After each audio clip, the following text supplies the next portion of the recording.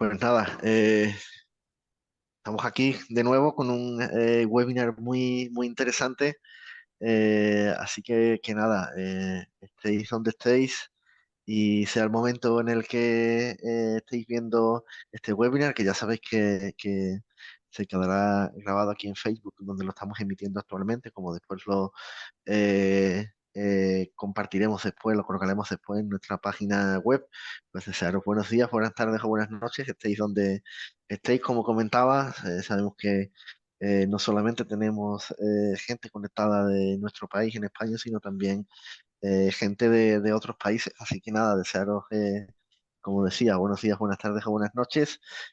Como siempre, encantados de saber de dónde eres, desde dónde estáis conectando, por qué estás aquí.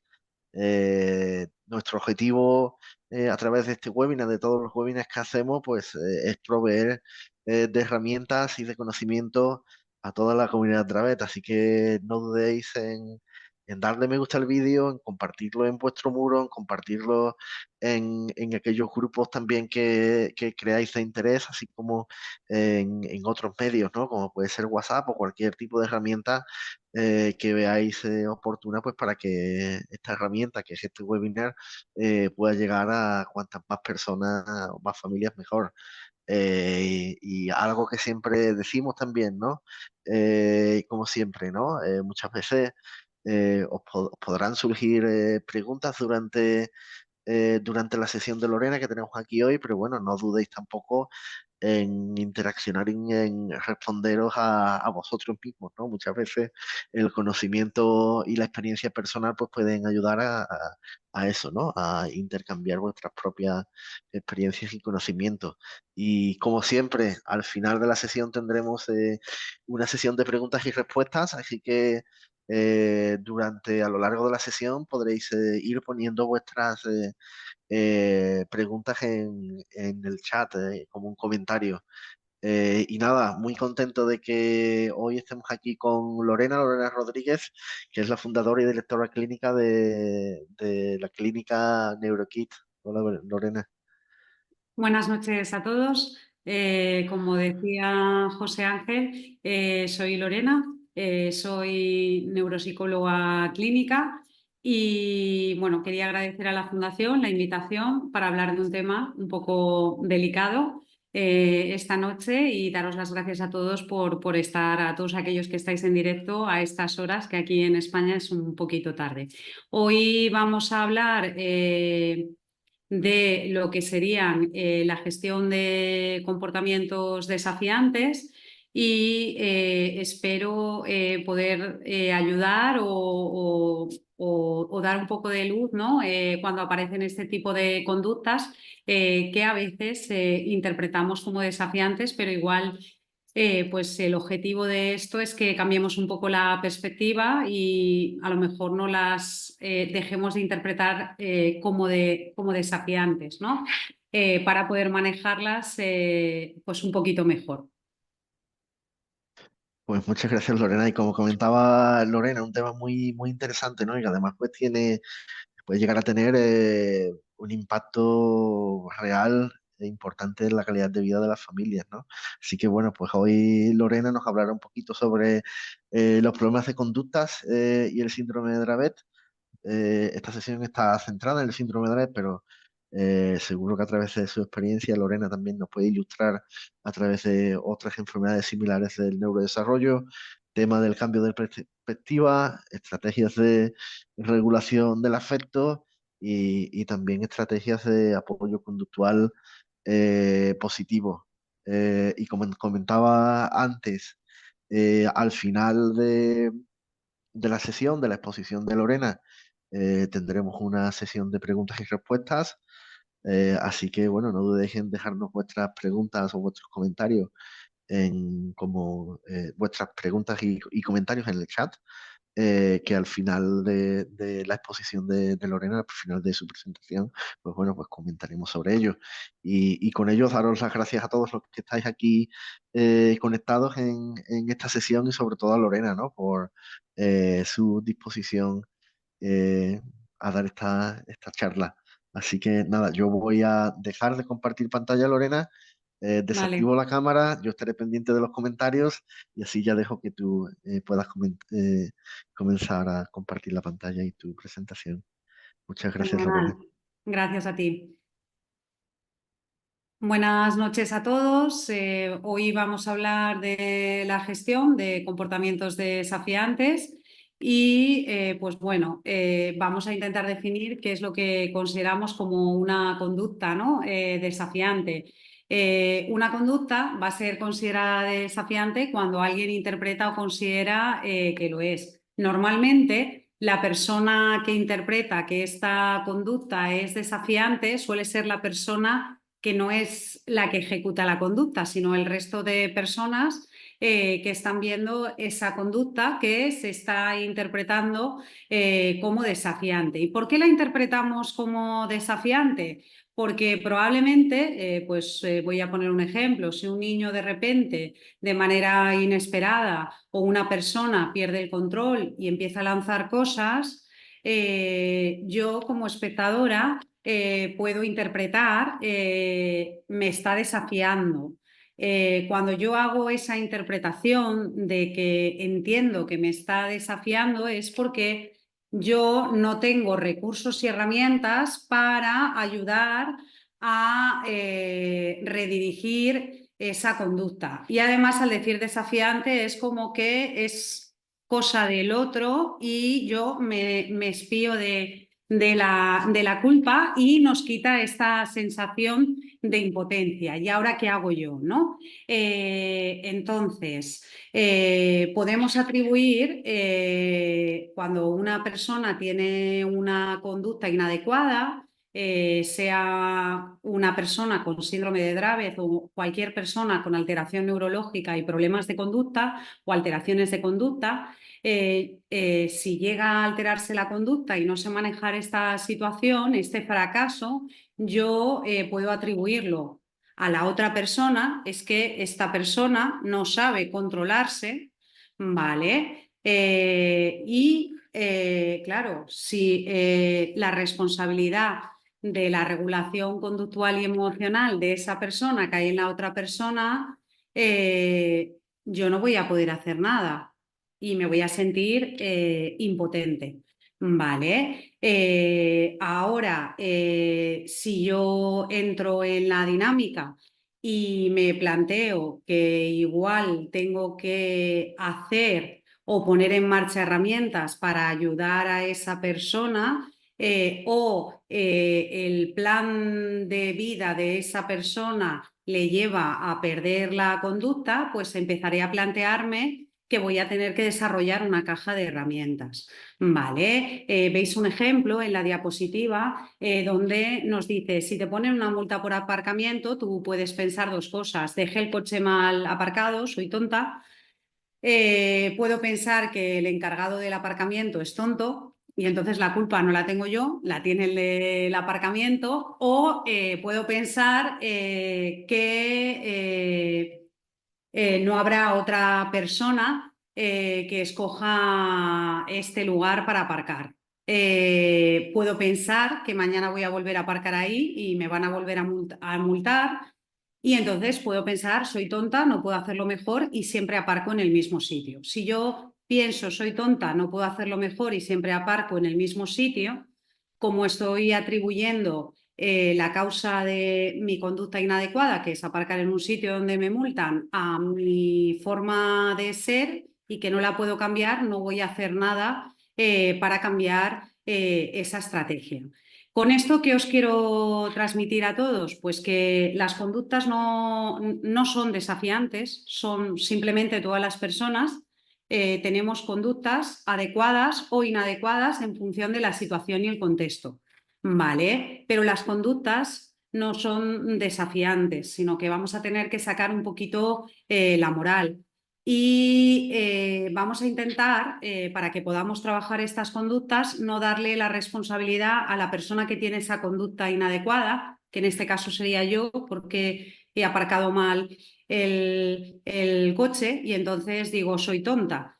porque este tipo de perspectiva no ayuda a mejorar la situación, sino que es un círculo vicioso que probablemente solo la empeora. Vale, vamos a intentar trabajar el principio de la responsabilidad y si yo veo una conducta inadecuada en una persona, me voy a intentar hacer responsable de esa conducta inadecuada que tiene esa persona, porque así no me voy a sentir impotente y además, como lo voy a asumir como un problema que también es mío, la persona que ejecuta esa conducta inadecuada me va a ver de una forma más cercana y va a ser más fácil reconducir la conducta. Si yo, que soy la persona que ha aparcado mal el coche y lo estoy comentando, imaginaros con mi pareja, y digo, es que soy tonta porque he aparcado mal, otra vez me han vuelto a poner la multa, va a haber mucha diferencia en mi conducta según el feedback que reciba de esa otra persona, ¿no? Si mi pareja me dice, bueno, tranquila, es normal que estés nerviosa, te acaban de poner una multa, ¿qué se te ocurre que podemos hacer o cómo te puedo ayudar para la próxima vez? Probablemente, pues yo ya empezaré a bajar mi nivel de alteración de conducta si la otra persona que está conmigo, ¿por qué me está ayudando a ello? Y la percibo como una persona cercana que adopta la responsabilidad de esta situación. Sin embargo, si cuando yo comento esto con mi pareja porque he aparcado mal el coche,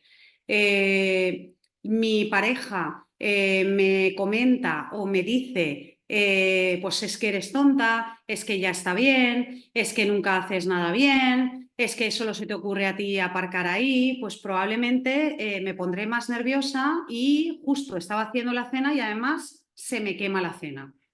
Vale. Es muy importante el principio de la responsabilidad en el manejo de las conductas, que ya vamos a dejar de llamar desafiantes y simplemente vamos a decir que son inadecuadas para esa situación y para ese contexto.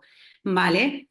Pero las personas que percibimos esa conducta inadecuada tenemos una responsabilidad que es la de ayudar a esa persona que está teniendo una conducta inadecuada o no adaptada a esa situación para conseguir ejecutar unas conductas más adecuadas. Cuando atribuimos el principio de la responsabilidad, pues claro, en esta situación de aparcamiento que yo he puesto para que me entienda todo el mundo, pues vamos a pensar que soy tonta y si la respuesta de mi pareja pues es que no me entero de nada y demás, pues probablemente pues yo me siento que me están riñendo y probablemente pues es que tú tienes que aparcar, imagínate que me dice mi pareja, donde yo te diga, porque así seguro que no te van a multar. Generalmente las personas con este tipo de sistema, lo único que las hacemos es más dependientes. ¿Por qué? Porque de esta manera, si mi pareja a mí me dice que es que, no, que soy tonta y que me tiene que decir él dónde tengo que aparcar, pues yo me siento como una inútil y además no voy a desarrollar herramientas para el próximo día poder aparcar bien.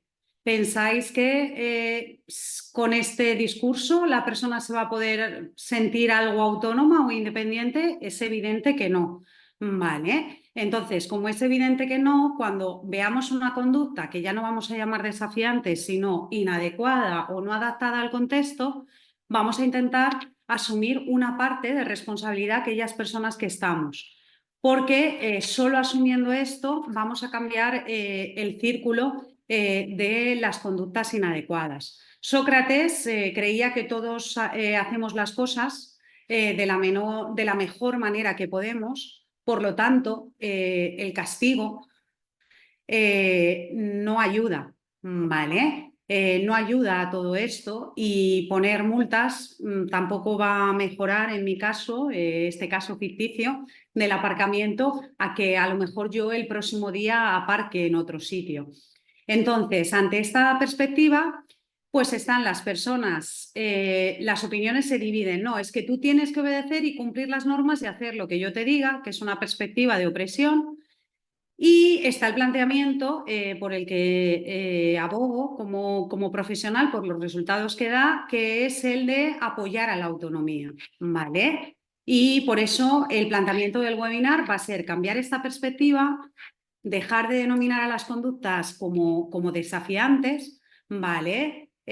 Todas las personas hacen las cosas lo mejor que pueden, ¿vale? Entonces, si una persona tiene una conducta inadecuada o no adaptada al entorno, lo primero, vamos a intentar cambiar la perspectiva. Vamos a intentar abandonar de es que lo hace adrede, lo hace para molestarme, es que además esta persona puede hacerlo mejor y no lo hace bien porque no le da la gana.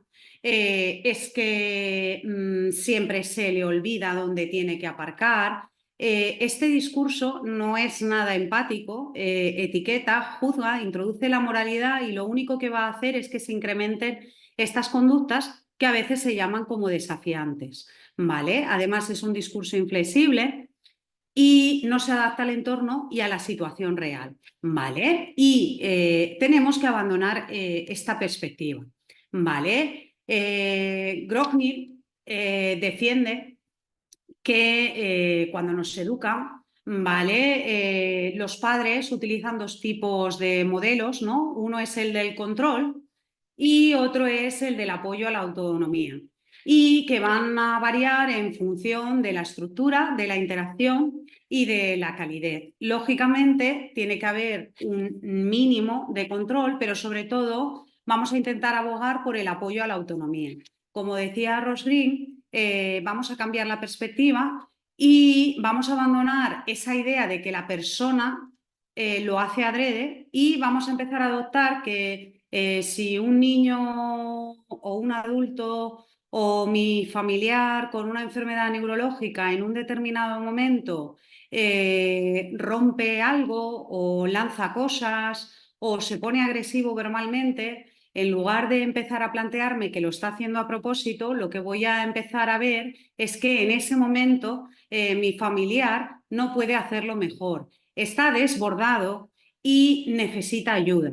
Si me lo empiezo a plantear así, probablemente voy a abandonar este círculo vicioso y voy a hacer el cambio hacia este círculo bueno, ¿no? Si yo veo que mi familiar, esa persona que acaba de explotar, que se ha puesto agresivo, o bien verbalmente, o bien físicamente, o bien está en un estado de agitación que no para de gritar, aunque no sea agresivo contra mí, pero es muy difícil y muy duro de soportar. Me voy a empezar a plantear que no puede hacerlo mejor, está muy alterado, no puede controlarse. En este momento no es responsable de su conducta porque no puede hacerlo mejor.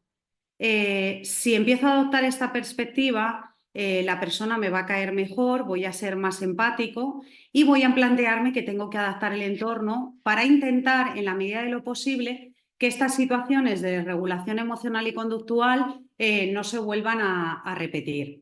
Vale, vamos a intentar aplicar este modelo. ¿Cómo lo aplicamos en el día a día y en el trabajo?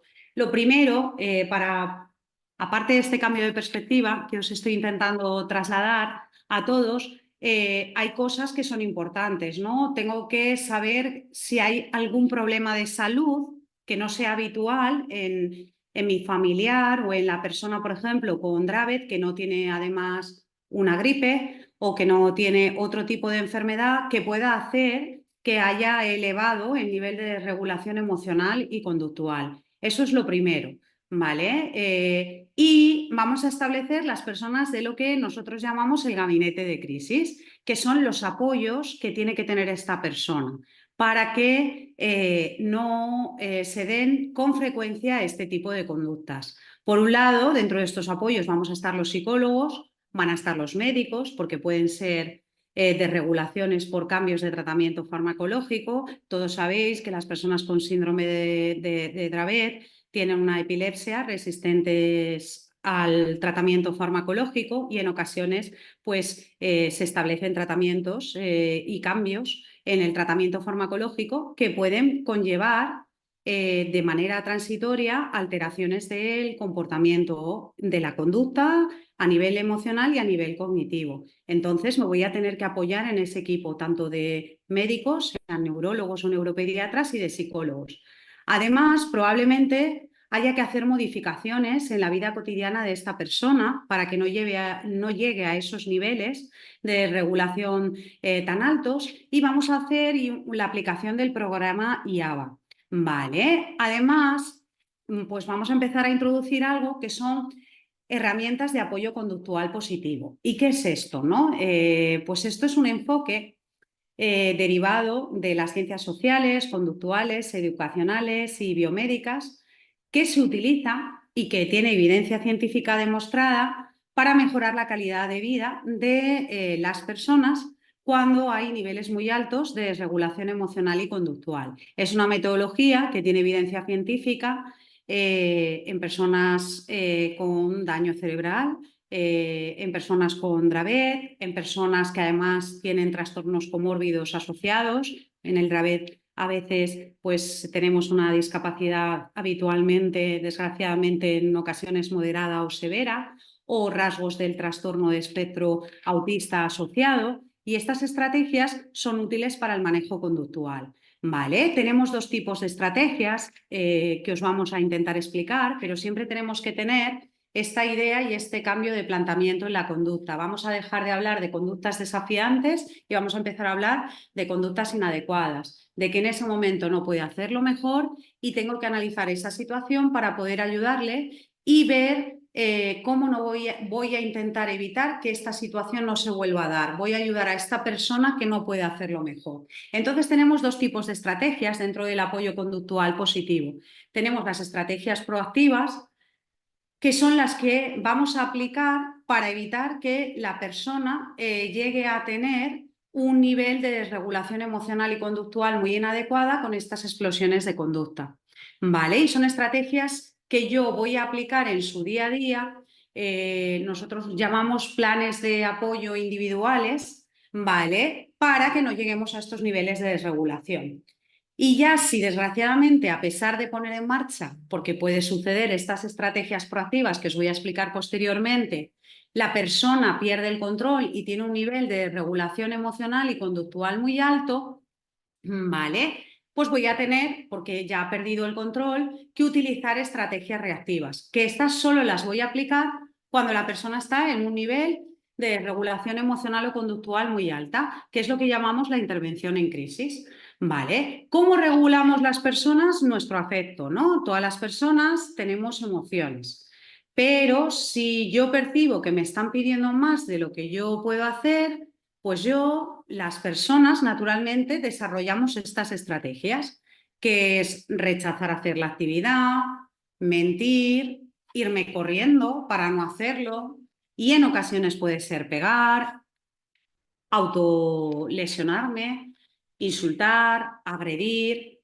Normalmente esto sucede si yo estoy percibiendo que me piden algo que no puedo hacer, y como me siento incapaz de hacerlo, pues voy a poner en marcha las estrategias que tiene el ser humano cuando se ve incapaz de hacer algo, que es todo esto que decimos. ¿Vale? Entonces vamos a diseñar nuestra caja de herramientas. Vamos a hacer nuestro plan de apoyo individualizado para garantizar la calidad de vida de esta persona con una enfermedad neurológica, o si no es una enfermedad neurológica como el Dravet, pues otro tipo de enfermedades neurológicas u otro tipo de enfermedades que pueden llevar estos niveles de desregulación emocional y conductual.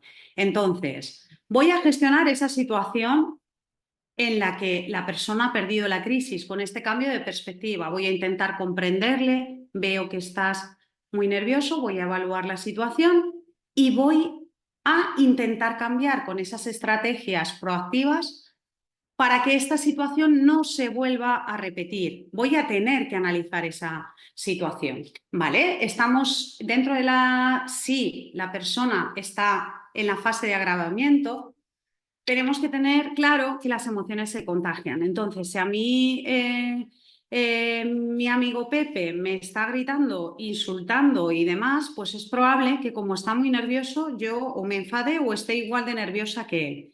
Pero como sé que Pepe en este momento no puede hacerlo mejor, voy a intentar mantener la calma.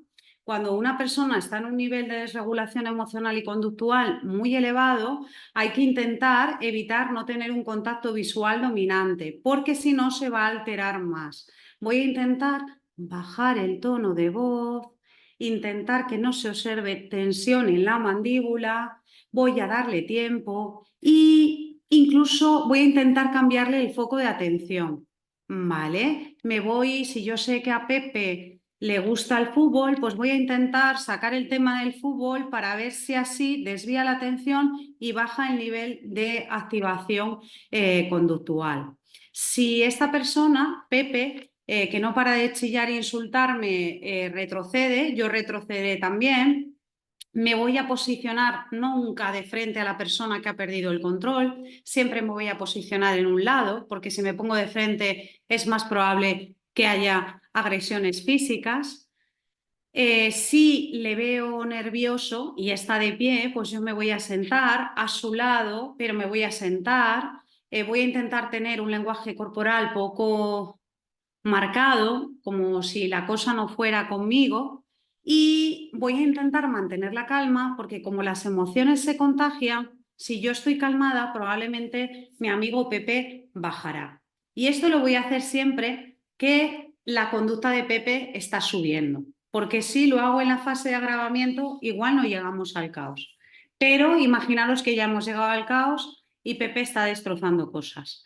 Vale, a veces simplemente hay que esperar, ¿vale? Vamos a intentar que haya el menor número de personas posibles en esa situación. Vamos a no tocar a Pepe. En el caso de que Pepe me agarre, yo voy a intentar estar relajada y hacer como que el tema no va conmigo. Voy a utilizar y si desgraciadamente me está agarrando muy fuerte y es una situación de peligro, pues a veces tenemos que utilizar herramientas de contención y si tengo que contenerle físicamente para que no me haga daño físico, pues voy a tener que utilizar su movimiento para que no haya desgarros. Voy a intentar no sujetarle, porque si sujeto a una persona que necesita moverse, voy a subir sus niveles de adrenalina. Voy a intentar que se mueva para que queme adrenalina y además si le tengo que sujetar va a ser muy pocos segundos porque si le sujeto durante mucho tiempo probablemente el episodio empeore, ¿vale? Solo lo voy a hacer para que baje un poquito.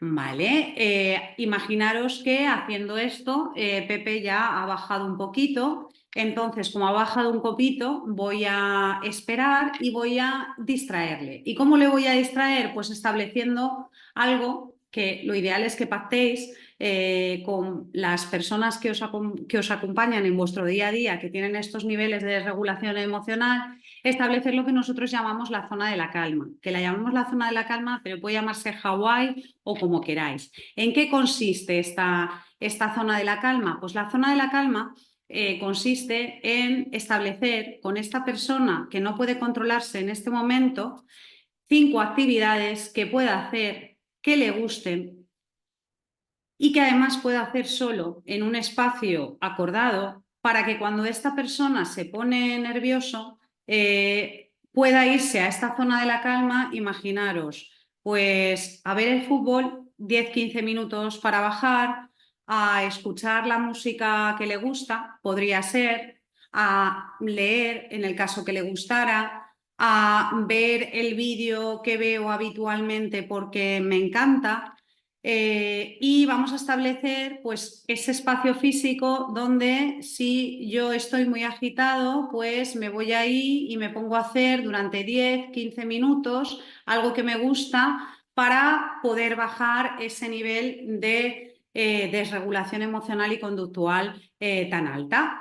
Ya ha pasado la crisis porque ya hemos conseguido distraer a Pepe. En este caso, Pepe pues, fue viendo el fútbol 10 minutos, pero una vez que ya ha pasado esta crisis, tenemos que analizar por qué ha sucedido, porque si no, va a seguir repitiéndose. Si no encontramos el origen de la desregulación emocional y conductual, pues probablemente estas conductas se repitan.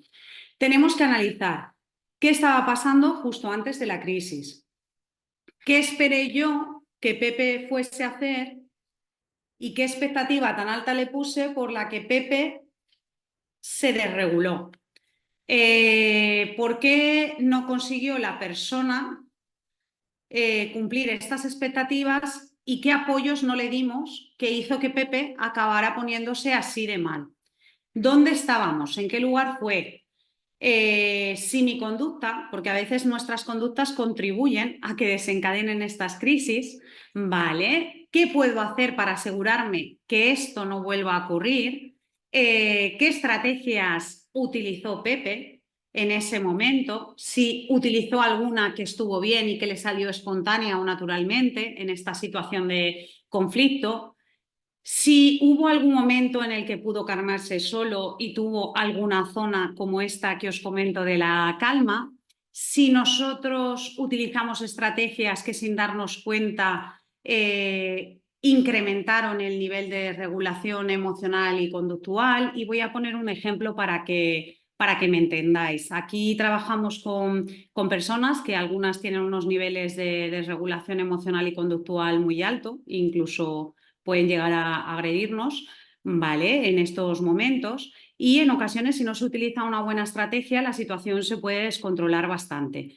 Era una persona que asistía, estábamos en proceso de evaluación y no conocíamos, y pues esta persona tenía un nivel de hipersensibilidad acústica muy elevada. Y justo ese día, pues en el centro donde estamos, pues tenemos un bar cerca y había un concierto de música. Con lo cual, aunque no estábamos pasando pruebas cognitivas ese día, se oía mucho ruido de fondo. Esta persona que tiene hipersensibilidad acústica, al oír tanto ruido, se fue agitando, agitando y agitando. Pero en ese momento no lo sabíamos. A eso me refiero con utilizar. ¿Qué hubiera sido muy adecuado en ese momento? Pues a lo mejor utilizar unos cascos que disminuyan el ruido, ¿vale? En ese momento, pues esta persona empezó a chillar y decir: no soporto estar aquí, no soporto estar aquí, no soporto estar aquí. Y probamos con una estrategia, porque una forma de ver si una persona es hipersensible al ruido es pues no hago nada o hago algo, ¿no? Entonces, si cuando subo el tono de voz la persona se altera mal, pues ya, si subimos el tono de voz, la persona hemos dicho que se va a alterar mal. Bajamos el tono de voz, pero claro, aunque nosotros bajáramos el tono de voz, había el ruido del fondo del concierto del bar de al lado, ¿no? Entonces la persona estaba desregulada. ¿Qué hicimos? Pues nos fuimos a una sala de fondo que tenemos en el centro, donde ahí no se escuchaba nada y curiosamente al no escucharse nada ahí y cambiar el foco de atención conseguimos, ¿no? Pero si hubiéramos hecho lo contrario, que es trasladarnos a una zona más próxima a donde oye mucho ruido, pues probablemente el nivel de desregulación emocional y conductual hubiera sido mucho más alto, ¿vale? Tenemos que analizar las estrategias que nosotros hemos usado en esa situación en la que persona pierde el control, cuáles nos han servido para mejorar la conducta y cuáles que hemos hecho pueden haber empeorado esa conducta, porque nosotros también vamos a ser responsables de esa situación de crisis. Nuestro tono de voz, nuestro lenguaje corporal, y además me tengo que plantear qué estructuras y qué rutinas tenemos que cambiar para que esto no vuelva a suceder, que es lo que nosotros llamamos el plan de apoyo individualizado a esa persona. Para poder analizar las crisis, los profesionales utilizamos herramientas como el APSUB, que permite evaluar habilidades retardadas y problemas sin resolver.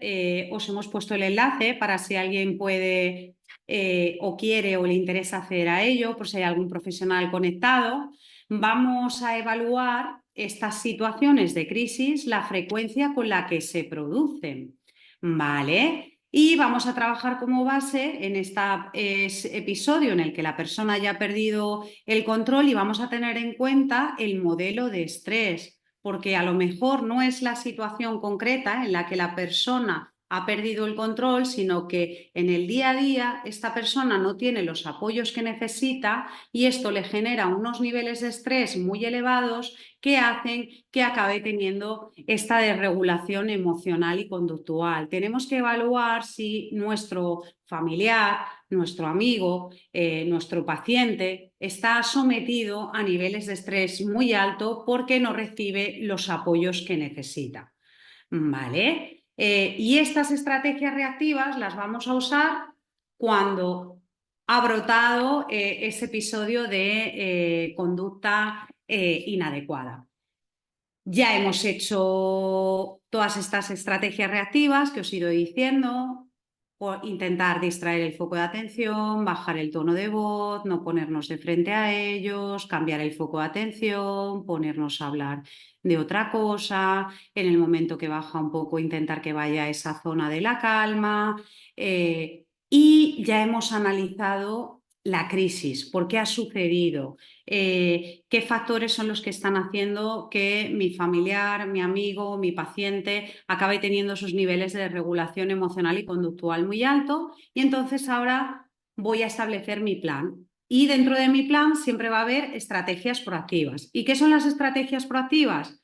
Son las que van a permitir prevenir que vuelva a aparecer o al menos me van a ayudar a reducir el número de veces que aparece ese comportamiento que ya no vamos a llamar desafiante, sino que vamos a llamar no adaptado o desajustado, porque es mucho mejor y porque deja a un lado la moral, ¿vale? Para evitar que estos episodios sucedan o al menos que se disminuya la frecuencia con la que suceden, ¿vale? ¿Y en qué consisten estas estrategias? Pues consisten en incorporar modificaciones o cambios que vamos a tener que hacer en el entorno y estos cambios en el entorno van a permitir ayudar a controlar esos comportamientos que no son adaptados, además de entrenar y enseñar habilidades y comportamientos alternativos para mejorar el estilo y la calidad de vida, porque el que peor lo pasa cuando llega a esos niveles de regulación emocional y conductual tan altos es la persona que llega a tener ese comportamiento desajustado. Ellos son los que peor lo pasan, ¿vale? Y eso no se nos puede olvidar. Nosotros que lo vivimos con ellos lo pasamos mal, pero el que peor lo pasa es la persona que llega a tener ese nivel de desregulación emocional y conductual. Tengamos empatía con ellos. Por eso vamos a diseñar este plan de apoyo individual y por eso vamos a empezar a usar estrategias proactivas. ¿Qué tipos de estrategias proactivas existen? Pues tenemos las modificaciones del entorno, tenemos otra cosa que llamamos a nivel técnico la programación positiva, tenemos estrategias de tratamiento directo que efectuamos los neuropsicólogos y los psicólogos con a veces programas de refuerzo. Esto no lo puede aplicar la familia sin ayuda del profesional. Recordar que el plan de apoyo individual lo hacemos todas las personas que están en el contexto. Familia, paciente, médico, psicólogo, profes del cole y entre todos elaboramos estas estrategias proactivas y las vamos a aplicar todos de la misma forma, de una forma consensuada, porque es la forma en la que esto va a ser eficaz, ¿vale? No podemos ponernos sin la ayuda de los profesionales a aplicar algunas de estas cosas porque requieren conocimientos técnicos, ¿vale? Entonces, especialmente los programas de refuerzos, porque si se aplican mal por falta de conocimientos pueden incrementar las conductas de desregulación emocional y conductual, ¿vale? Además vamos a trabajar en enseñar estrategias de aprendizaje a esa persona que se ha desregulado y además vamos a trabajar estrategias de gestión emocional. Las de manipulación ecológica están orientadas a realizar cambios en el ambiente, en las relaciones interpersonales, en la frecuencia, con el fin de que esa persona se ajuste mejor a su entorno. Para poder aplicar estrategias de manipulación ecológica, tenemos que identificar las conductas que no son ajustadas al contexto, tenemos que conocer las expectativas de la persona en relación a su entorno, las expectativas de la familia y del contexto con respecto a lo que esperan del comportamiento de la persona que tiene necesidades de apoyo, vamos a trabajar la naturaleza de los elementos que componen el entorno y vamos a trabajar las exigencias que implican estas actividades en las que participa la persona, porque si le exigimos demasiado, acordaros de lo que he explicado antes, ¿no? Dentro de las estrategias de manipulación ecológica, pues tenemos que saber que a veces el hecho de que haya muchas personas en un entorno, a algunas personas les altera mucho. Entonces, a veces simplemente reducir el número de personas que están en el entorno de esta persona que tiene conductas desajustadas y con niveles de regulación emocional y conductual muy altos, simplemente reducir el número de personas del entorno puede dar buenos resultados. Además, la conducta que tengamos las personas del entorno puede hacer que disminuya la conducta y que tengamos mejores resultados, como os he explicado.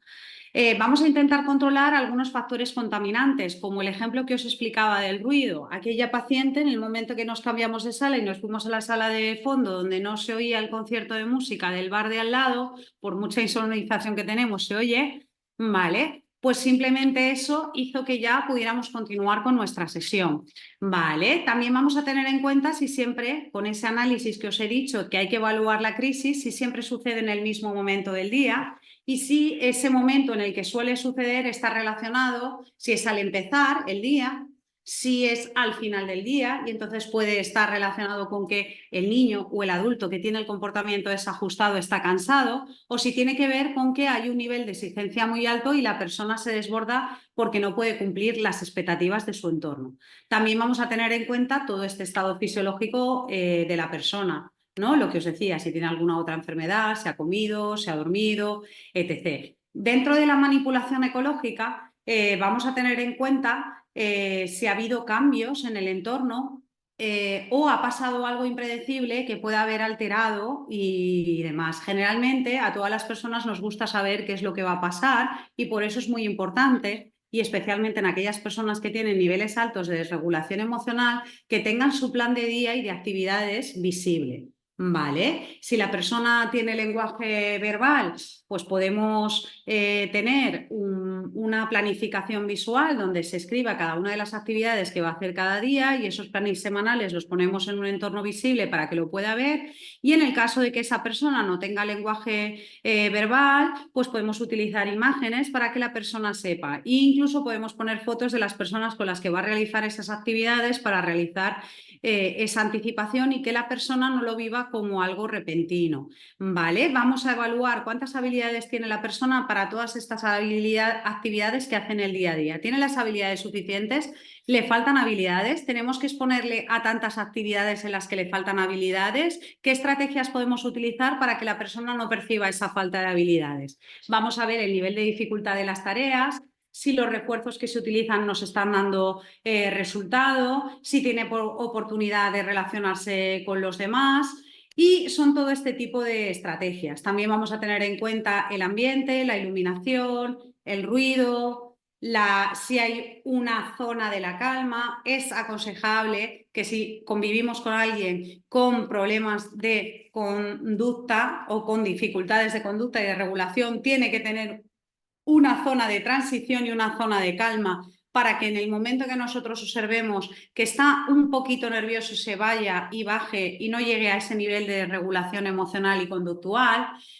Aquí veis en imagen pues fotos de ejemplos de cómo la iluminación y en función de la iluminación aquellas personas que tienen hipersensibilidad sensorial y problemas de regulación sensorial, pues simplemente cambiar la iluminación va a hacer que puedan estar más calmados, ¿vale? El ruido, como os decía, es un factor importante. El número de personas, en la medida de lo posible, no siempre va a estar a nuestro alcance, pero en ocasiones sí que podemos ir a zona, características de la zona donde estamos trabajando, hay zonas en las que no, tener esa zona de la calma, zona del confort, algunos lo llaman Hawái, podéis llamarla como queráis, donde yo pueda ponerme. En las imágenes podéis ver dentro de esta manipulación ecológica del entorno, si os fijáis hay un aula de niños con todo visualizado visualmente, con zonas separadas, veis una biblioteca. Muchas veces el marcar zonas de transición simplemente ayuda a mejorar la regulación emocional y conductual.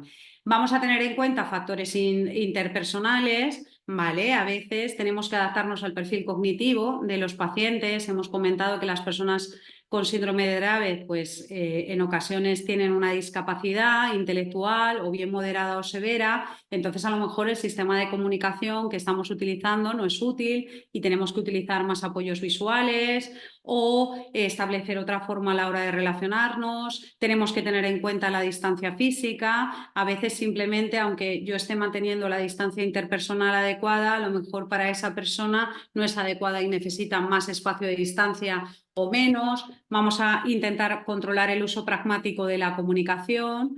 Vamos a intentar ver cómo se está relacionando y cómo podemos ayudarle a relacionarse mejor, qué sistemas de comunicación tenemos que utilizar, ver si entiende bien la comunicación no verbal, con qué intensidad nos comunicamos o se ha comunicado.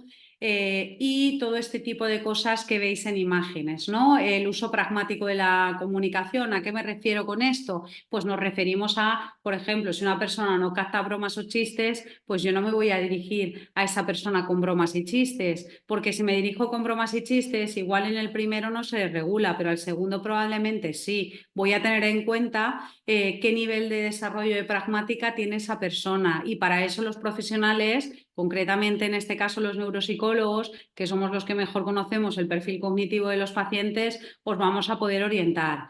Vamos a utilizar pues estrategias de lección, de anticipación, claves visuales para que la persona tenga un entorno predecible, controlable, donde le vamos a estructurar las actividades y además le vamos a motivar y vamos a utilizar estrategias que le gustan. Dentro de los factores programáticos, pues ahí veis en imagen una secuencia de todas las cosas que se tiene que llevar un niño y están ordenadas por pasos y de esta forma el niño adquirió la habilidad de vestirse y llevarse todo lo que toca, ¿no?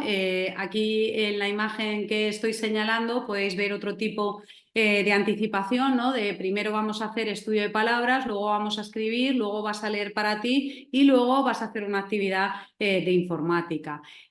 Los factores programáticos ayudan a mejorar mucho la regulación emocional y conductual. Aunque una persona haga siempre lo mismo, cuando las personas tienen afectación cognitiva, leve, moderada o severa, no tienen capacidad para anticipar. Entonces no saben muchas veces qué es lo que van a hacer o qué es lo que van a pasar, aunque lo hagan todos los días. Y algo tan sencillo como este factor programático de anticipación de la secuencia de actividades que voy a hacer, ayuda mucho y mejora mucho de verdad los niveles de regulación emocional y conductual.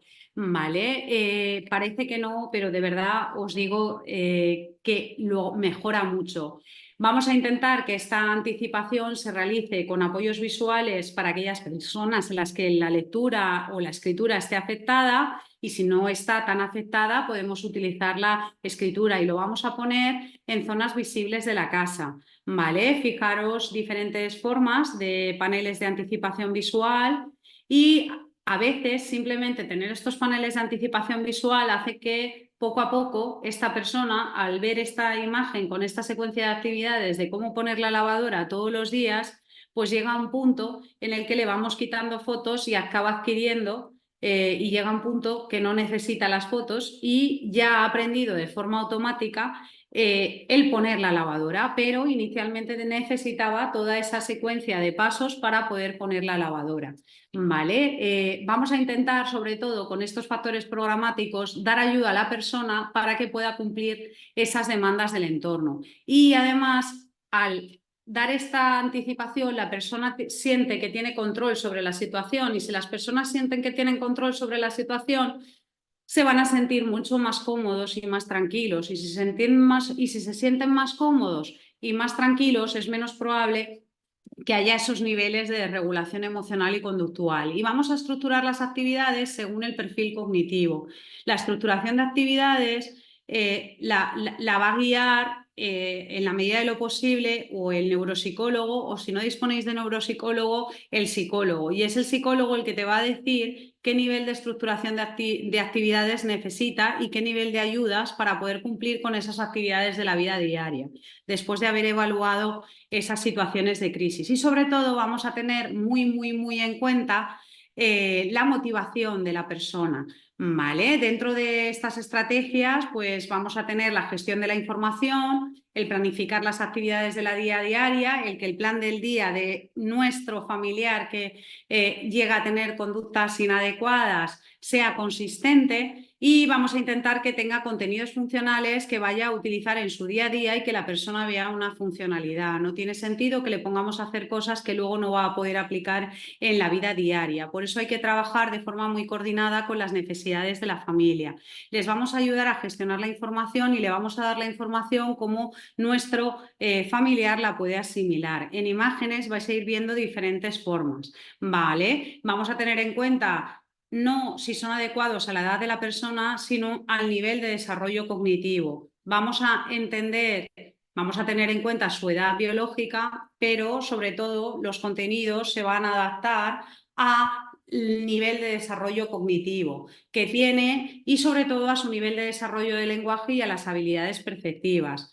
Con estos factores programáticos, pues vamos a establecer la modificación del programa, el acceso a los reforzadores, y vamos a diseñar tareas y materiales y vamos a diseñar métodos para facilitar la comprensión y sobre todo vamos a generar una cosa que lo llamamos nosotros que son autoinstrucciones, que en unas ocasiones van a ser auditivas, en otras ocasiones van a ser visuales y luego la forma en la que se presentan visualmente pues van a depender del perfil del paciente. Aquí tenéis un ejemplo de cómo lo han hecho los compañeros de doble equipo y hay diferentes formas y métodos. Lo hemos puesto porque nos gusta, ¿no? Entonces, vamos a trabajar los materiales y los vamos a adaptar al perfil sensorial del paciente que tenemos. Vamos a ayudar con esas dificultades de comprensión y vamos a utilizar métodos de instrucción. Después de estas estrategias de manipulación del entorno, vamos a poner en marcha otras estrategias, que son las orientadas para que la persona desarrolle habilidades y poco a poco pueda adquirir autonomía y sienta que tenga control sobre la situación para que vayan desapareciendo estos comportamientos no adaptados y que después de hoy espero que ya no llaméis desafiantes, ¿no? Vamos a trabajar y enseñar habilidades que funcionalmente sean equivalentes, vamos a entrenar en comunicación, vamos a utilizar sistemas alternativos de comunicación para poder entrenar en la autonomía con ayuda de estrategias de instrucción. ¿Vale? Esto es un ejemplo de entrenamiento en comunicación, pues como podéis ver, pues podría ser con lenguaje verbal o podría ser con diferentes tipos de apoyos visuales. Aquí tenemos ejemplos de sistemas alternativos de comunicación porque a veces, pues si no se puede comunicar, es normal que mi familiar se desregule a nivel emocional o conductualmente. Tenemos un comunicador virtual, tenemos una agenda visual de anticipación y tenemos el método de Saffer con el apoyo de gestos para fomentar la comunicación bimodal. Pues dependiendo del perfil cognitivo de nuestro familiar, a veces será necesario el uso de esos sistemas y vamos a establecer habilidades funcionalmente equivalentes. Nosotros utilizamos mucho el programa de Verdugo para establecer esto y para fomentar la autonomía, que es el programa de habilidades de la vida diaria, para conseguir sobre todo la autonomía personal y tener en cuenta todas las dimensiones de calidad de vida de este familiar o persona que desgraciadamente termina teniendo un comportamiento inadecuado, primero porque le faltan recursos y segundo porque el entorno no se está adaptando a el perfil y cómo funciona esa persona, ¿no?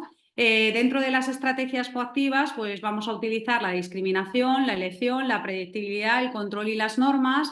Estos serían ejemplos de discriminación, esto sería un ejemplo de elección en un determinado momento, simplemente que tenga que hacer así o así, pero le vamos a dejar elegir.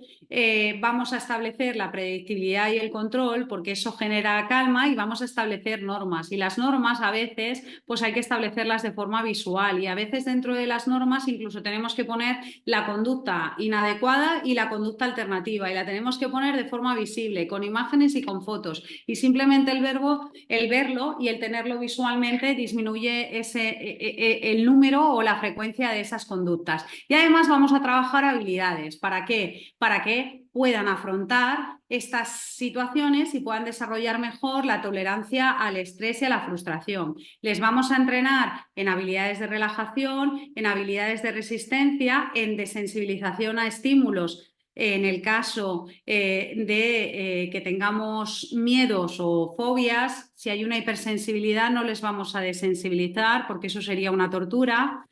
Y vamos a hacer un moldeamiento de la estrategia. Dentro de estas habilidades proactivas, también pues podemos estrenar la relajación o bien con la respiración o bien con ejercicios de relajación muscular progresiva. Vamos a establecer estrategias para mejorar la tolerancia a la frustración, que vamos a ir incrementando los niveles de mejora de tolerancia paulatinamente con una exposición controlada por el profesional que trabaja con nuestra persona y vamos a trabajar habilidades como podría ser la desensibilización. En ejemplo, esta es una desensibilización a una situación que a un niño le genera mucho estrés, como puede ser ir a cortarse el pelo a la peluquería. Y entonces el primer día simplemente va y saluda al peluquero. El segundo día va, saluda al peluquero y además se sienta. El tercer día va, saluda al peluquero y además se pone la capa. Al cuarto día va, saluda al peluquero, se sienta, se pone la capa y luego se peina. Al quinto día va, saluda, se sienta, se pone la capa, se peina y ya le echamos agua. Y ya el sexto día conseguimos cortarle el pelo. Y a lo mejor no puede ser en 6 días. Igual necesitamos un mes para hacer esta desensibilización, pero cada persona lleva su ritmo y tenemos que respetar su ritmo, porque a lo mejor este niño que se llama Pablo, si yo lo llevo directamente a la peluquería, pues va a tener un nivel de regulación emocional y conductual muy alto y encima pues va a tener una experiencia negativa. Pero si yo previamente le explico a Pablo lo que va a pasar, pues es menos probable. Y si además lo entreno y lo voy trabajando por fases, pues llegará un momento en el que gracias a esta desensibilización conseguiremos que llevar a la peluquería a Pablo no sea un suceso traumático. Y quien dice la peluquería, dice el dentista, dice ir a correos o dice cualquier otra actividad en la que necesitemos trabajar esto. Vamos a moldear las estrategias y les vamos a ayudar para que puedan adquirir la autonomía. Y vamos a utilizar estrategias de tratamiento directo, pues estos programas de refuerzo que van a estar dirigidos siempre o por el psicólogo o el neuropsicólogo. Esto es ya algo más técnico y profesional, que lo conozcáis, pues hacemos control de antecedentes, hacemos refuerzo diferencial de otras conductas, refuerzo diferencial de bajas tasas de respuesta y refuerzo diferencial de conductas alternativas. Dentro de estos, pues, ¿qué estrategias utilizamos? El control de estímulos. Un ejemplo de control de estímulos es el que os he puesto de la chica con hipersensibilidad, que nos tuvimos que llevar a la sala del fondo, establecer cambios y descansos, esta desensibilización que os decía, la autogestión de la actividad. Y en imágenes pues podéis ir viendo los diferentes ejemplos pues, de establecer zona de descanso o zona de la calma, tener modos de comunicación comprensiva, utilizar materiales de accesibilidad cognitiva para que puedan comprender toda la información, utilizando siempre una comunicación comprensiva, porque muchas veces esta es una de las principales barreras por las que se producen los niveles de regulación emocional y conductual muy elevado. Y dentro de estas estrategias pues vamos a utilizar y enseñar y trabajar diferentes modos de expresión. Vamos a utilizar recursos de apoyo y tecnológico y vamos a dar ayudas para que puedan desarrollar actividades que requieren el uso de funciones ejecutivas. ¿Vale? En imágenes podéis ir viendo diferentes modos de expresión, diferentes tipos de recursos de apoyos metodológicos y técnicos, y vamos a tener siempre en cuenta la motivación y vamos a utilizar el interés. Si os acordáis, a lo largo del webinar he hablado de cómo Pepe le gustaba el fútbol. Pues con Pepe siempre le dirigimos al fútbol porque es el tema que más le interesa, y si además utilizo las cosas que le gustan va a ser mucho más fácil conseguir la autorregulación, ¿no? Entonces podemos decir que estas estrategias, vamos a intentar utilizar todas estas estrategias proactivas porque si utilizamos todo este plan de apoyo individualizado y estas estrategias proactivas, probablemente o no se dé la crisis o no se dé casi nunca esa crisis y además la persona vaya incrementando su autonomía y su sensación de control. Gracias a estas estrategias proactivas, la persona que tiene un comportamiento desajustado empieza a tener conciencia emocional, empieza a identificar, vamos a trabajar que empiece a tener conciencia emocional, que empiece a identificar emociones. Y no solo que las identifique, sino que las sienta, que acepte que tiene esas emociones y aprenda a expresarlas correctamente, ¿no? Vamos a trabajar con esa persona estrategias para que pueda gestionar las emociones, para que aprenda a relajarse dentro de su perfil cognitivo. Hay diferentes formas de entrenarlo y además les vamos a enseñar a generar emociones positivas con esa zona de la calma. Al hacer esto, la persona tiene un sentimiento de autonomía personal y esto va a hacer que pida más ayuda, que su autoestima esté mejor y que se sienta más responsable, porque al final el objetivo de esto es que la persona se sienta lo más autónoma posible que pueda gracias al uso de todas estas estrategias proactivas. Si asumimos que la responsabilidad de una conducta no adaptada al contexto no es solo de la persona que la tiene, sino de todo su entorno, probablemente mejore todo esto, ¿no? Y además vamos a conseguir que la persona aprenda a pedir ayuda porque habitualmente le damos esa ayuda y le damos esos apoyos. Por favor, acordaros de lo que os he dicho, de la empatía, porque cuando la persona se regula lo está pasando muy mal. Vamos a intentar mantener la calma, vamos a ponernos en su lugar y vamos a utilizar estrategias de apoyo para ayudarle en esa emoción tan intensa que tiene y que no puede controlar. No vamos a tener empatía con él y a lo mejor nos vamos a dar cuenta que no es que esa persona que tiene un comportamiento desajustado no tiene empatía conmigo, sino que esa persona en ese momento no se da cuenta de cómo me puedo sentir yo cuando me está gritando, cuando me está chillando o cuando me está insultando, porque en ese momento está tan desbordado o tan desbordada emocional y conductualmente que no puede planteárselo. Esto es muy importante para que podamos aplicar todas las estrategias de apoyo conductual positivo. Para poder aplicar todo este método, vale, tenemos que saber que hay 4 formas. Una pues es en la práctica cotidiana con un esquema mental, la otra es con el modelo equipo de trabajo, con el modelo soporte, con un plan de intervención y con el modelo también en situaciones de trastornos de comorbilidad. Nosotros normalmente utilizamos el plan de intervención y lo llamamos planes de apoyo individualizado. Con el esquema mental, ¿en qué consiste? Pues siempre vamos a analizar la conducta implicada, la topografía, vamos a hacer un análisis funcional de conducta y vamos a aplicar estrategias de intervención y vamos a comprobar esos resultados. ¿Vale? ¿Cómo es la aplicación del modelo en equipos de trabajo? Pues se hace la recogida de la información, hacemos el análisis funcional de conducta para ver por qué ha llegado la persona a ese nivel y empezamos a aplicar el plan de apoyo individualizado pues con esto todo que os he ido explicando, con estrategias proactivas y si llega el momento en el que llega esa fase de caos, pues tendré que aplicar las reactivas. ¿Vale? ¿Cuándo aplicamos el modelo con soporte de un plan de intervención? Cuando habitualmente esta conducta desajustada del entorno se cronifica y no se consigue identificar la causa, ¿no? ¿Cuáles son las variables que están haciendo que mi amigo, mi familiar se desregule siempre? Cuando no identifico esto y se cronifica es cuando vamos a utilizar el modelo ACP con soporte del programa de intervención. Y vamos a tener siempre de base pues, este modelo de intervención que os he explicado, que se basa en un danés, Bo Helskom, ¿vale? Que básicamente pues, nos da una caja de herramientas que podemos utilizar en el manejo de las conductas, ¿no?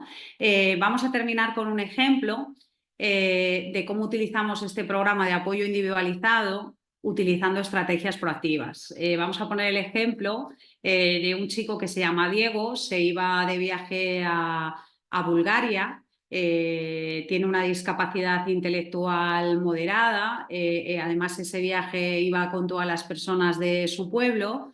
Y pues lo que nosotros hicimos fue la anticipación, enseñándole con pictogramas pues todos los sitios a los que iba a ir. Le elaboramos a la familia con su perfil cognitivo y sensorial una zona de la calma portátil, pues llevaba crema de manos, porque cuando una persona necesita contacto físico y no puede ir abrazando a otros, simplemente el hecho de frotarse las manos disminuye esa necesidad. Llevaba objetos que le gustan, como los auriculares con música y esa zona de la calma portátil, y le hicimos un guión visual con historias sociales y todo imágenes de lo que iba a ver y lo que iba a pasar. Y llevaba su zona de la calma portátil. El resultado de este programa de apoyo individualizado para el viaje, hecho con estrategias proactivas, es que Diego no perdió el control, disfrutó de viaje él y su familia. Y es un ejemplo de la práctica de este modelo para evitar esas conductas que desgraciadamente se interpretan como desafiantes. Muchas gracias por vuestra atención y espero al menos haber transmitido algo de este cambio de perspectiva y recordar que la gente hace las cosas bien si puede.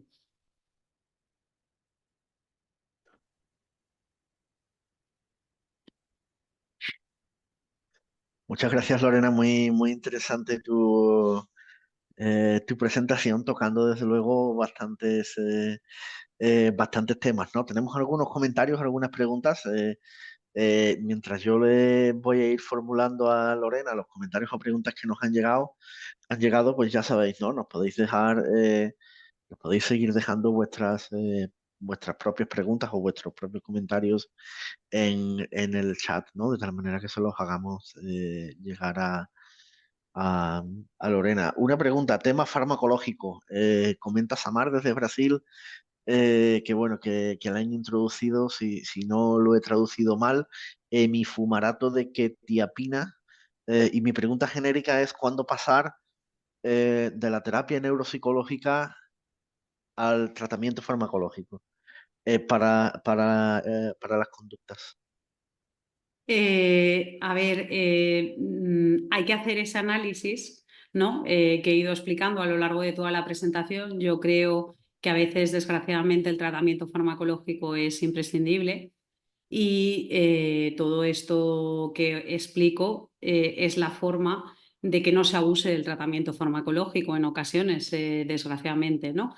Pienso que siempre hay que, lo ideal sería si la familia tiene recursos para tener a un profesional, psicólogo, neuropsicólogo, neurólogo, familia y centro educativo o centro de día, y hay ese trabajo coordinado, pues hay que intentar establecer estos planes de apoyo individualizados. Si tras poner en marcha este plan de apoyo individualizado no se reducen las crisis, pues entonces es inevitable el tratamiento farmacológico. Y si las crisis ponen en peligro a la persona o a otros, a veces se hacen ambas cosas. Depende también, ¿no? Porque si alguien se pone en peligro a sí mismo o a los demás, pues el tratamiento farmacológico puede ser imprescindible. No sé si te he contestado y si no, lo vuelves a comentar, ¿no? Sí, yo creo que sí. Tenemos un comentario, ¿no? De Loli desde Sevilla que comentaba, ¿no? Mientras tú hacías tu exposición, tu presentación, que en su caso la anticipación con apoyos visuales de las rutinas diarias les ha ayudado bastante a reducir las crisis de conducta.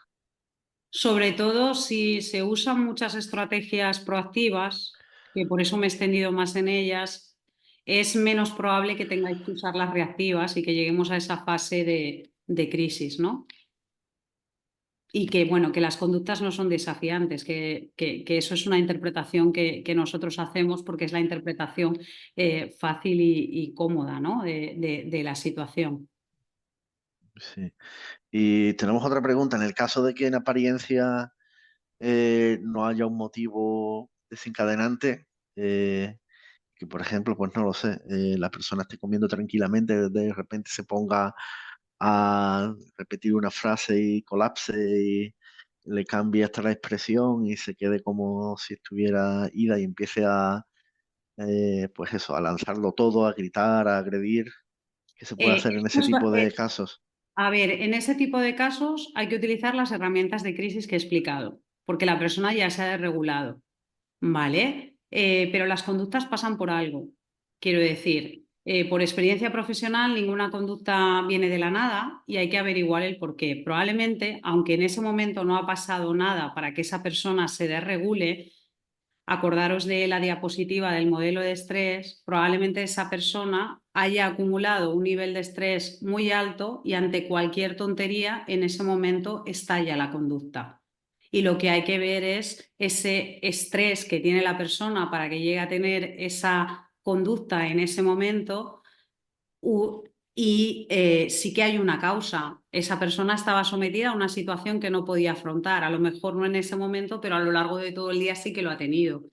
¿Vale? Y hay que utilizar y ver qué nivel de estrés, qué ha hecho mi familiar este día, a qué situación se ha expuesto. Pues probablemente cuando una persona tiene explosiones que no asociamos la causa es porque habitualmente el entorno no se está adaptando a esta persona y no se están utilizando estrategias proactivas. Siempre es por eso. Entonces, O ¿cuál bien un sería la...? Sí. efecto secundario de a veces, pues quiero decir, puede pasar que haya un cambio de tratamientos farmacológicos y en ese proceso de ajuste pueda ser un efecto del tratamiento farmacológico, que en ese caso lo dirá el neurólogo o el psiquiatra, ¿no? Pero siempre hay una causa. La causa es que el entorno no se está adaptando, a lo mejor no en ese momento, pero sí a lo largo del día a día de esa persona. Y Y tengo... aunque se Sí, sí. estén utilizando estrategias, hay que reevaluar esas estrategias porque probablemente no le están ayudando. Y tengo una pregunta genérica, sobre todo para los padres de niños más pequeños. En el síndrome de Dravet es relativamente común los problemas conductuales, ¿no? Y en algunos casos los problemas graves conductuales. A los padres de niños más pequeños, ¿cuáles serían las dos, tres recomendaciones básicas que les daría? Lo primero, que no interpreten que les está desafiando. Esa es la primera. Abandonar la idea de me vacila, me desafía, lo hace adrede, porque muchas veces pues, los papás trasladan este mensaje. No, no puede hacerlo mejor. ¿Vale? Segundo, analizar qué le estamos pidiendo en su día a día, porque a lo mejor le estamos pidiendo más de lo que puede hacer. Y tres, cómo le vamos a ayudar, o bien disminuyendo las exigencias, o bien dándole ayudas para que el niño pueda cumplir esas exigencias. Por ejemplo, voy a poner un ejemplo para que se me entienda mejor. Una mamá me decía, es que nunca me hace caso. Vale, y entonces cuando nos poníamos a analizar las situaciones, vale, pero cuando tú le pides, dice, no, es que yo le pido que se ponga el pijama, que deje la ropa en el cesto de la ropa sucia, que apague la luz y otra cosa más. Pues esa niña no tenía capacidad para seguir tantas instrucciones. Entonces explotaba porque, porque ella veía que luego llegaba de repente su madre y le chillaba y ella decía, pero si he hecho esta, pero le faltaban otras tres, ¿no? Entonces, generalmente, el mejor consejo que les podemos dar a los papás de niños pequeños es que ningún niño tiene una conducta desafiante, que los niños cuando hacen algo que no es adecuado es porque no pueden hacerlo mejor y que si ellos no identifican, busquen ayuda de profesionales para que le ayuden a identificar qué estrategias de ayuda necesita su hijo para dejar de vivir esas situaciones. Ese es el mejor consejo, porque no hay dos niños iguales y a lo mejor lo que funciona, yo he ido poniendo imágenes de muchos tipos de estrategias proactivas porque cada cerebro es diferente, cada persona es diferente, cada niño es diferente y a lo mejor lo que funciona con Pepe no funciona con Pablo y tiene que ser por otra vía sensorial y demás. No hay un manual de instrucciones que diga esto funciona así con todos. Eso no existe, ¿no? Muy bien. Y si trasladáramos esa misma pregunta a los padres y adultos, Pues a los padres de adultos sería exactamente igual. Lo único que con adultos a veces cuesta más ver que no pueden hacerlo mejor, ¿no? porque ves ya a una persona adulta, es que tú ya eres mayor, es que tú ya puedes poner una lavadora, ¿no? Por ejemplo, generalmente si una persona no hace algo, en la mayoría de los casos es porque no puede hacerlo mejor y necesita ayuda. Y con ayuda de, si yo como familia no identifico los métodos de ayuda que le pueden ayudar, pues buscaré ayuda profesional para que me ayuden a establecer estrategias de ayuda y dejar de estar en ese círculo vicioso que explicaba al principio. Sobre todo hay que irse al círculo bueno, pero sobre todo cuando una persona explota vamos a tener empatía y en lugar de verlo como el malo y demás, vamos a pensar que él lo está pasando muy mal, que no puede hacerlo mejor y que hay que plantearse cómo ayudarlo para que pueda hacer las cosas con autonomía. Muy bien, muy bien. Y tengo otra pregunta. Yo estoy seguro, ¿no? De que muchos de los padres y madres que nos están viendo ahora, es probable que no ahora, sino que en un rato le surjan preguntas, ¿no? De igual manera, aquellas personas que a lo mejor pues vean este webinar en diferido. No sé si ellos tendrían alguna manera de contactarte. ¿Cómo te podrían contactar? ¿A dónde ofreces tus servicios? ¿Dónde estás? A ver, no es objeto hacer el webinar, hacer publicidad, de verdad que no, es ayudaros y ayudar a toda persona que se pueda beneficiar. No es tanto buscarme a mí como profesional, sino buscar pues en el caso de personas con alteraciones neurológicas, cuando hay problemas de conducta, además del neurólogo o el neuropediatra y el psiquiatra de adultos o el psiquiatra infantil, pues hay una figura que es el neuropsicólogo clínico, o bien de adultos o bien de niños que son las personas que estamos especializadas en las alteraciones emocionales, conductuales y cognitivas, y entonces que busquen a un neuropsicólogo clínico, sobre todo con una cosa importante, que tenga la certificación o el experto en neuropsicología clínica, porque yo estoy en Valencia. He puesto mi correo electrónico en la presentación, pero hay muchos compañeros maravillosos en todo el territorio nacional y mi consejo es que contacten con un neuropsicólogo clínico o bien de adultos o bien de niños para que les pueda ayudar. Y si necesitan recomendación de alguien, pues que no duden en escribirme por correo electrónico, que yo siempre que puedo, pues envío o a un compañero o a otro, porque el objetivo es ayudar.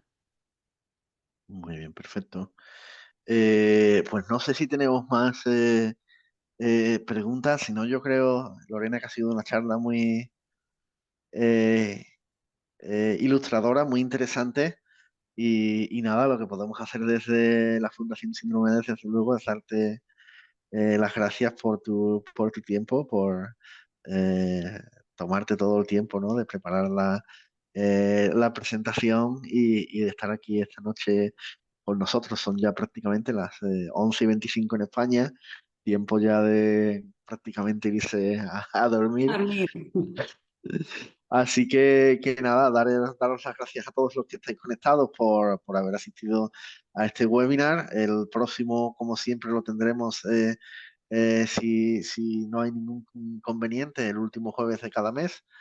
No sé, sinceramente, en qué cae el último jueves de mayo, lo voy a mirar. 23 o 3 o 20, sí, 23, no sé si es 30 o 23. Sí, pues el 23 o el 30 tendremos un próximo webinar sobre el síndrome de Dravet. Seguro que será también sobre algún tema interesante. Y como decía antes, Lorena, darte las gracias por todo tu tiempo y colaboración. Gracias a vosotros y lo que necesitéis, aquí estamos para ayudaros. ¿De acuerdo? Buenas noches. Gracias a todos. Buenas noches. Gracias.